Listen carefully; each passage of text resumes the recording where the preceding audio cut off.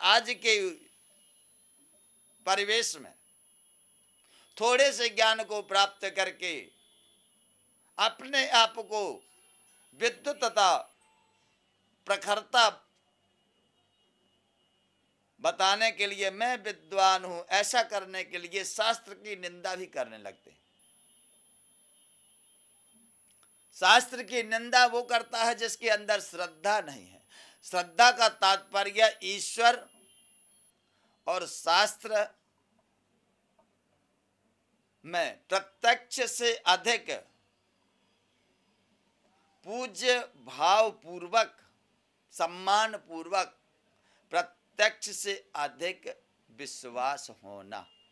जिसको शास्त्र में विश्वास नहीं है उसका विश्वास भगवान में नहीं हो सकता कभी। या ध्यान दीजिए, जो शास्त्र की निंदा करता है वह उसकी श्रद्धा भगवान में नहीं है। बिना जब पहले श्रद्धा शास्त्र में होगी तब भगवान में होगी। अगर शास्त्र में श्रद्धा नहीं है तो भगवान में भी श्रद्धा नहीं है। वह शास्त्रों का निंदक बन जाता है, निंदा करने लगता है। यहाँ ये गलत लिखा है, तुलसीदास जी ने गलत लिखा है, यहाँ ये गलत है। इस प्रकार जो टीका टिप्पणी करता है वह अश्रद्धावान पुरुष है। संदेह अश्रद्धा विवेकहीन भी है, वह विवेकहीन भी है, अश्रद्धावान भी है। उसको ना तो श्रद्धा है और ना विवेक है। वह उसको जितना उसके दिमाग में जितना जानता है उतने को पूरा मान करके और शास्त्रों को गलत बताने लगता है। और जब शास्त्रों को गलत बताने लगता है तो परमार्थ मार्ग में उसका पतन हो जाता है। परमार्थ मार्ग से वह भ्रष्ट हो जाता है। लौकिक में भी उसे किसी प्रकार का सुख नहीं मिलता है और पारलौकिक मार्ग से भी भटक जाता है। इसलिए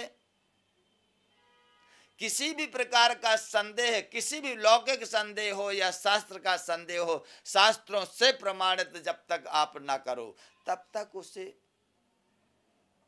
शोधन करो उसका।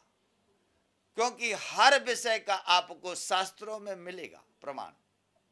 किसी भी प्रकार आपका लौकिक गृहस्थ जीवन में आने वाली घटनाएं भी शास्त्र से प्रमाणित आप करिए। शास्त्र में देखिए, शास्त्र में हर घटना का आपको कहीं ना कहीं प्रमाण मिल जाएगा। उसके अनुसार आप चलिए। सही और गलत का निर्णय शास्त्रों के आधार पर कीजिए। और जब शास्त्रों के आधार पर, शास्त्रों के शोधन पूर्वक आप सही या गलत का निर्णय करेंगे तब आपकी वह निश्चयात्मक बुद्धि आपको परमेश्वर के पास तक ले जाएगी, ईश्वर के पास तक ले जाएगी।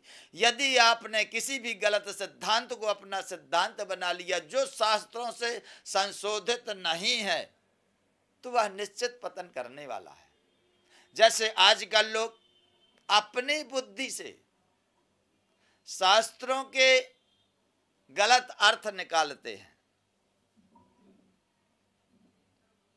और स्वयं तो संदेह में पड़े हुए हैं और गलत अर्थ निकाल करके पब्लिक में परोसते हैं, तो पब्लिक में भी भ्रम उत्पन्न करते हैं। तो उनका तो पतन होना है और आगे भी जो ग्रहण करता है उसे भी लाभ नहीं मिलता है, तो इसलिए उसका तो पतन होना ही होना है।